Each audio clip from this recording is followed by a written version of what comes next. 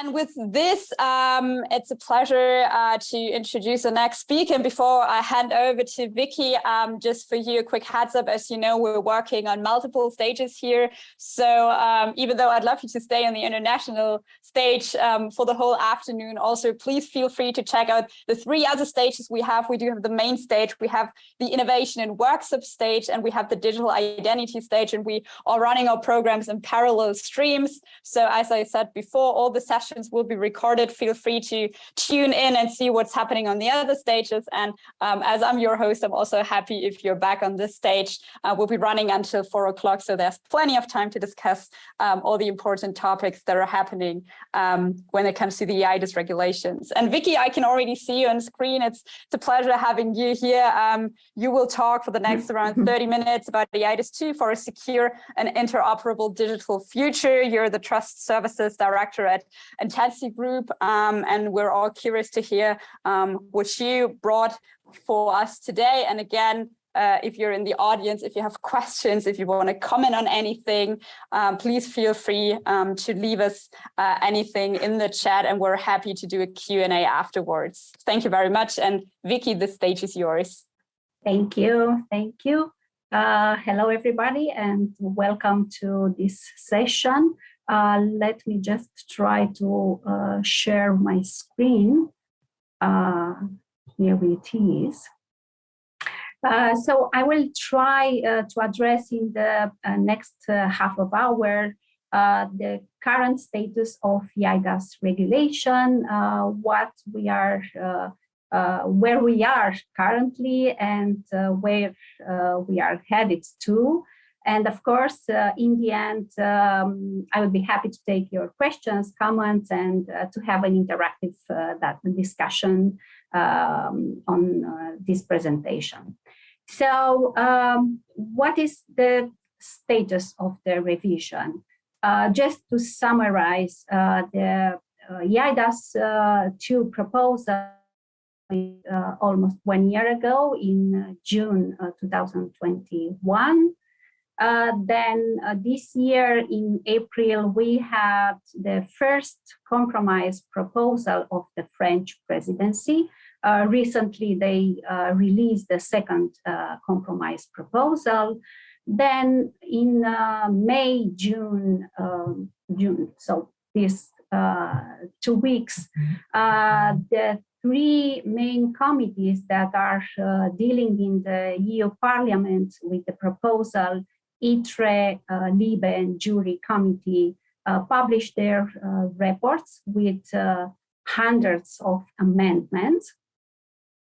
Next, starting 1st of July till December, the Czech Republic will take the rotating presidency of the EU institutions. So we would expect them to continue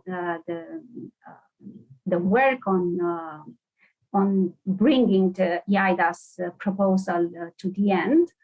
In October, it is expected that the Parliament will finalize the amendments, because after, I don't know how many of you are familiar with the legislative process of the regulation, after the main committees are publishing their reports and amendments, there is a period where stakeholders or other members of the Parliament will send their comments and other amendments. Then they will go for a final draft representing the EU Parliament opinion. And the last part of the legislative train is expected to be at the beginning of the next year, represented by the trilogue between the European Commission, the EU Parliament, and the Council. So, which were the most discussed topics during this period of consultations, because each committee had a lot of hearings, discussions with experts, with stakeholders, trying to understand how and if should be improved the Commission proposal. So the most discussed topics were related to the complexity of the EUDI wallet, and particularly at what level should be the wallet defined by the law and not by the technical committees. How to ensure the civil rights and the privacy of the citizens, because the EUDI wallet can be an enhancement of protection of our personal data, but at the same time could be the end of any form of privacy if not well regulated and implemented. Then another topic that has been stressed by different members of the parliament was related to the coordination between eIDAS, GDPR, Digital Services Act, and Digital Market Act. Another one is related to the conformity assessment improvement. There were a lot of controversial discussions on the replacement of the conformity assessment scheme and substitution by the NIS2 directive, because as we know, and we previously had experience with the EU directive on electronic signature, that would lead to the fragmentation of the digital single market, and is exactly the opposite what the goal and the purpose of eIDAS is. And last but not least, to improve the terminology that were used in the proposal. So we should always have in mind that the EUDI wallet regulated by the eIDAS will become our digital twin, as has been stated by the Vice President of the EU Commission, Mr. Thierry Breton. So the aim of the regulation is not just to define technical specifications, but also to ensure that our digital twin isn't a digital triplet version of ourselves.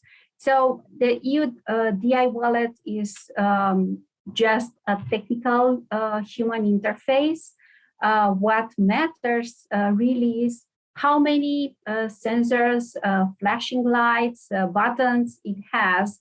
Not so much, but what we can and what we cannot activate, verify, handle through this wallet. And of course, how secure it is and how easily we can use it. So the wallet may be just the holder of some personal identification data, but also could be a tool for systematic state intrusion into the private sphere and of its citizens. And for sure, we don't want to get there.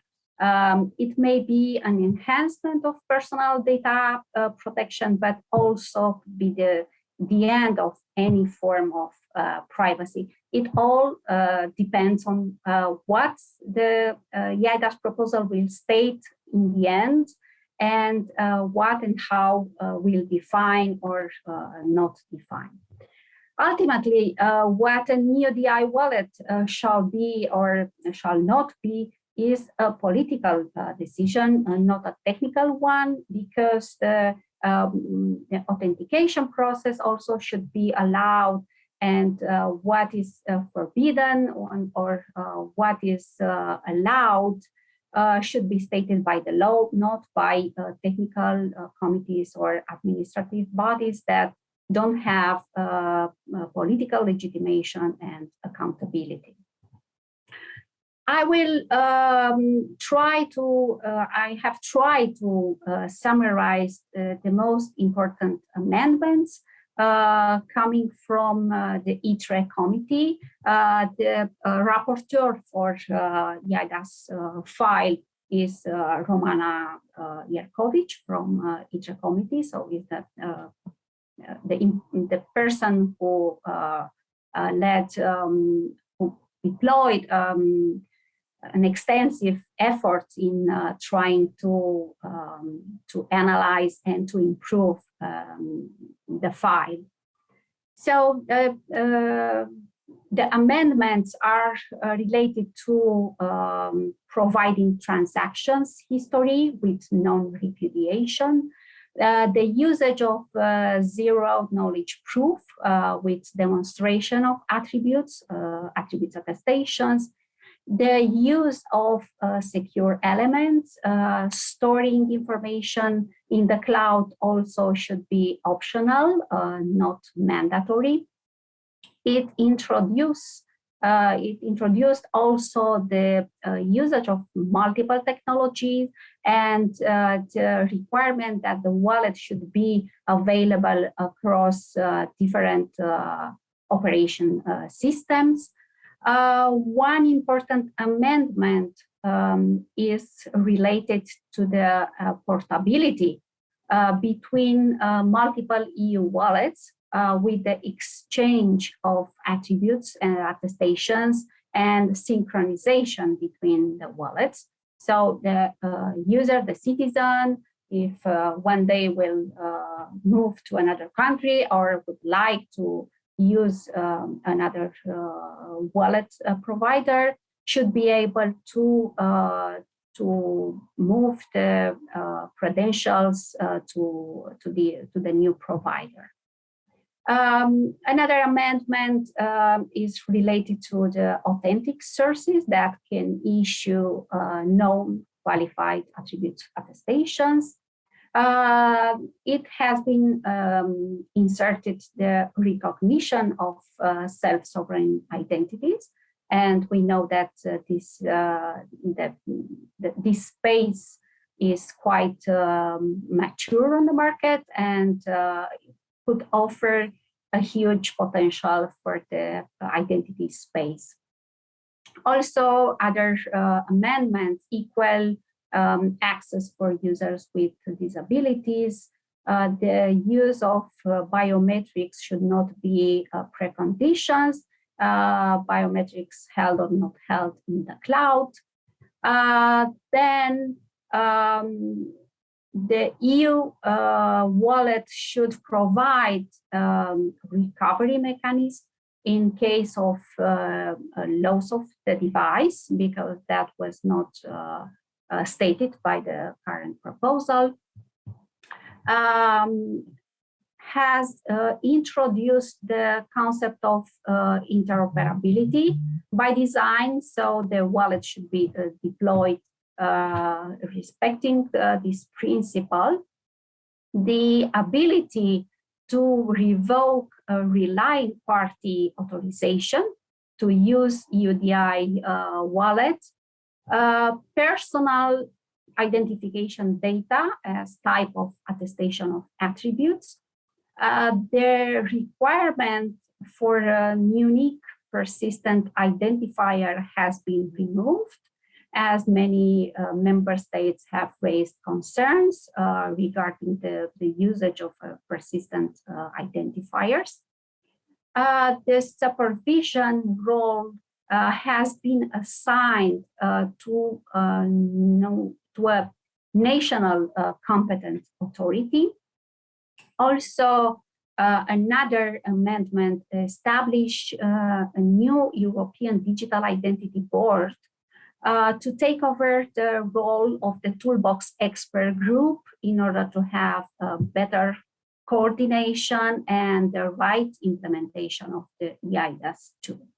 Yesterday, it was held an ITRE committee meeting in the parliament where Mrs. Romana Iarcovici presented her report and also has answered to a lot of questions that came from the other members of the parliament.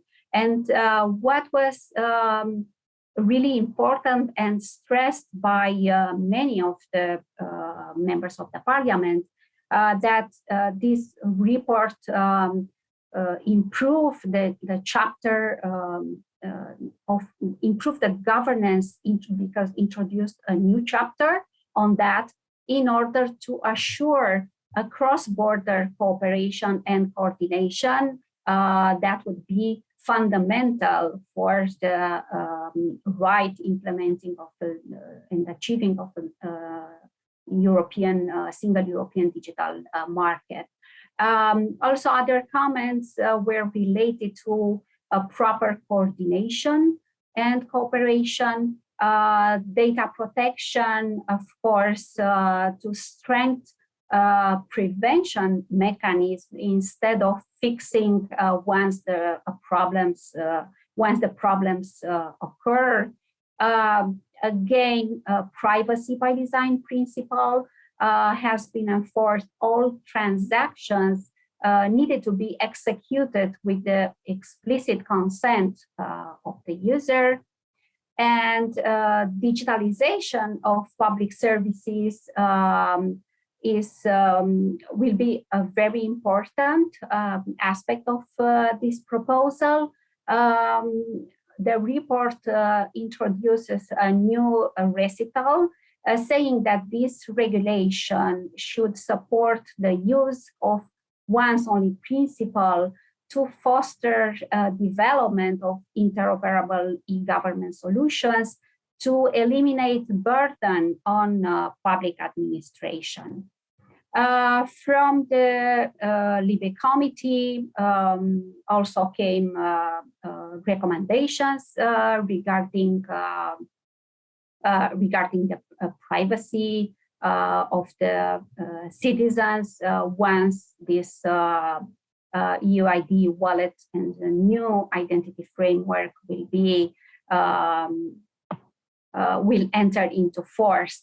Some other members of the parliament recommended to have a privacy management dashboard for the user within the wallet, where they could have visibility on the data they have shared and with whom and for which purpose.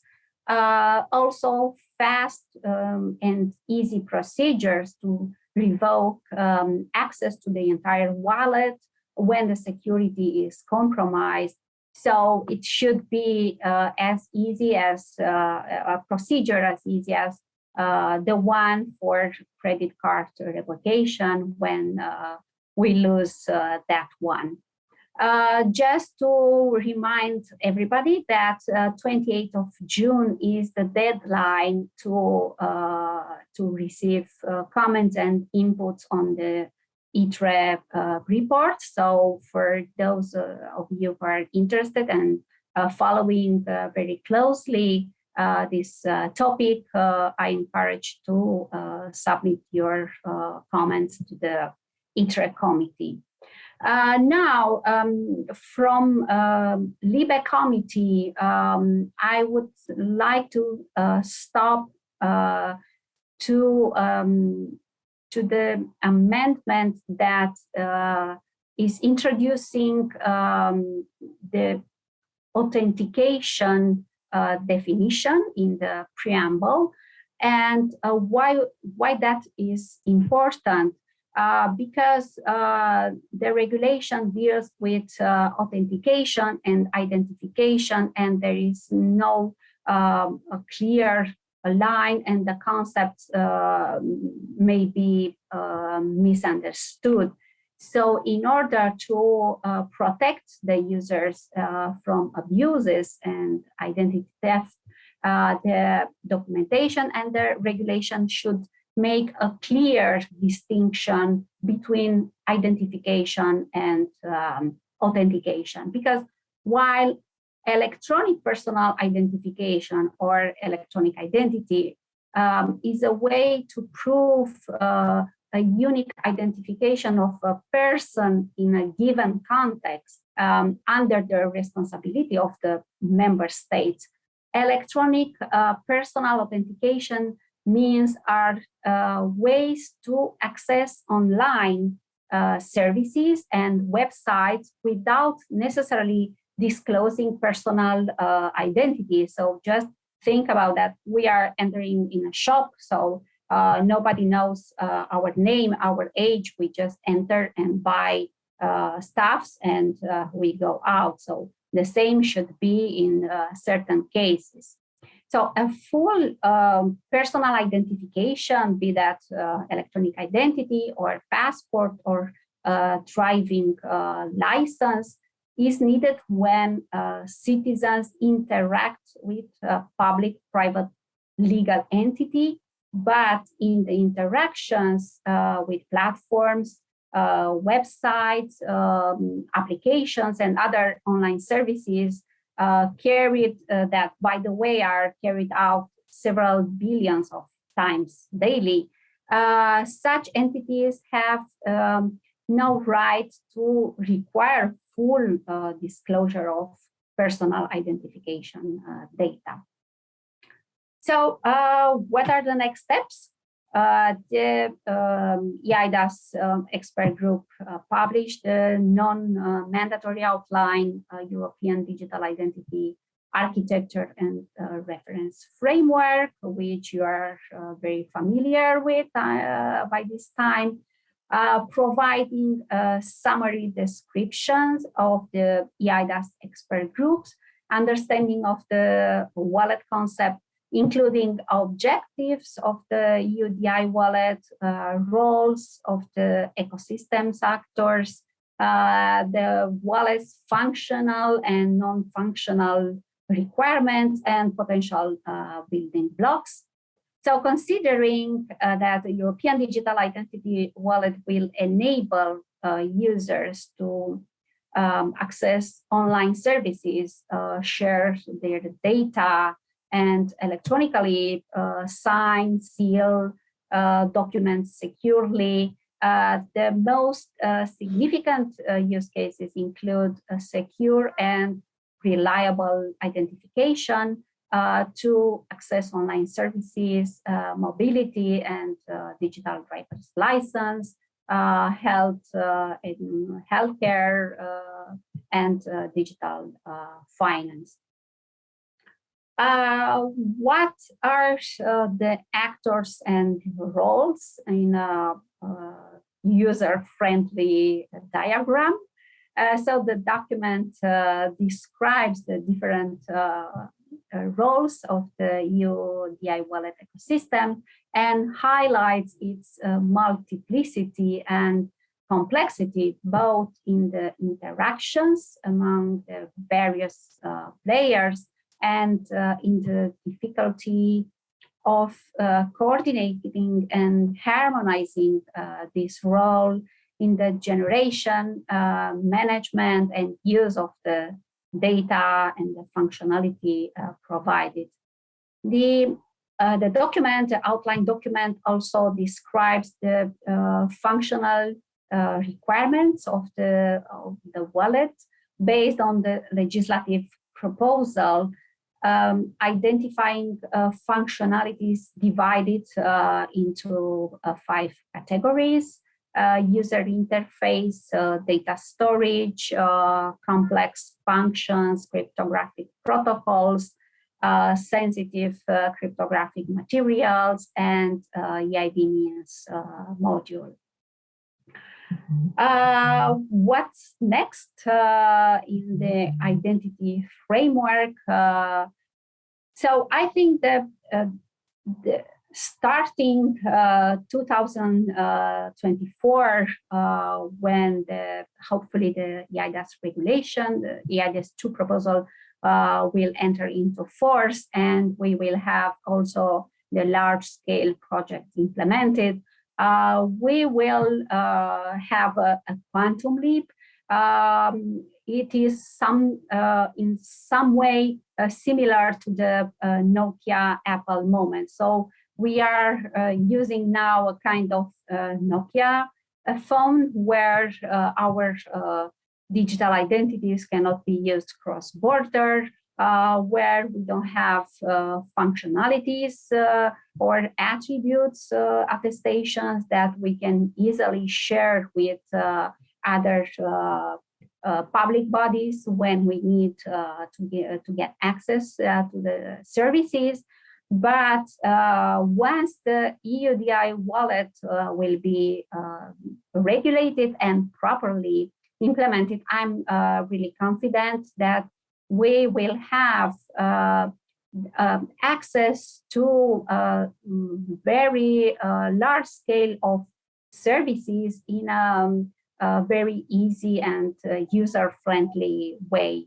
So the general goal of eIDAS 2 is to respond to the dynamics of the market and to technological developments, because we have noticed what happened during the 2 years of pandemic.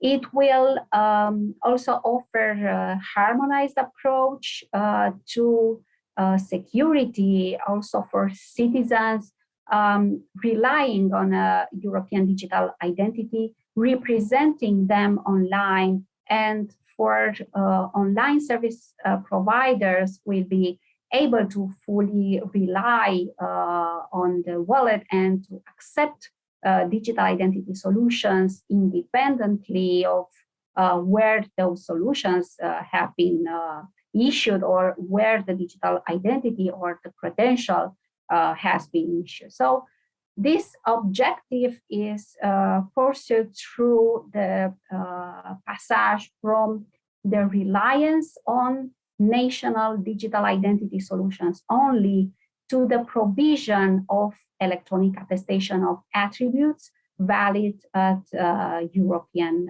level.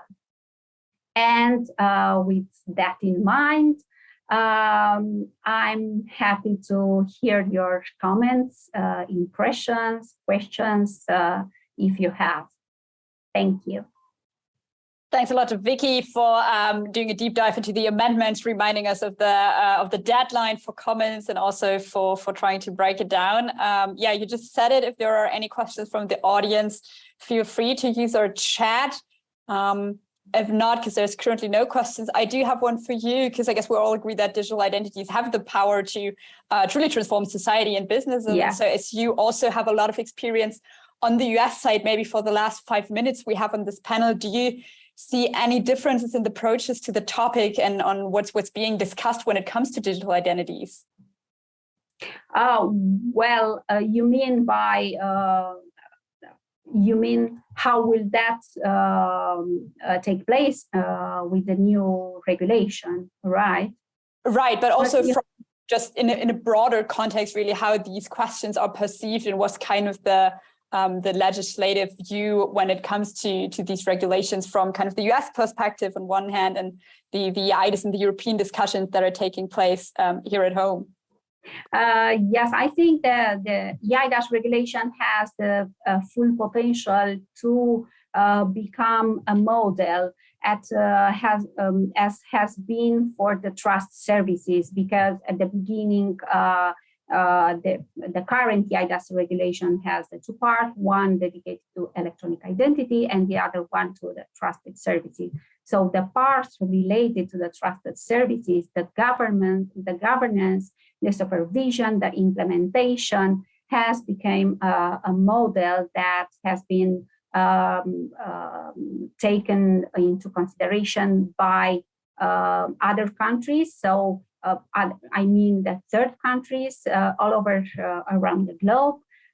They transposed or they issued their national laws related to trust services and digital signatures on the model of eIDAS, and adopting the standards that has been published by ETSI and other standardization bodies regulating the trust services issuance. So that part delivered excellent. So taking into consideration how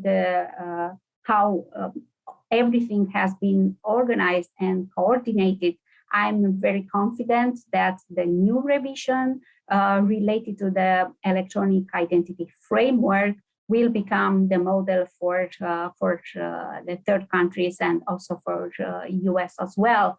Because just to give you an example, during the consultation months, the members of the parliament, the committees, the council, the European Commission didn't get input and comments only from EU-based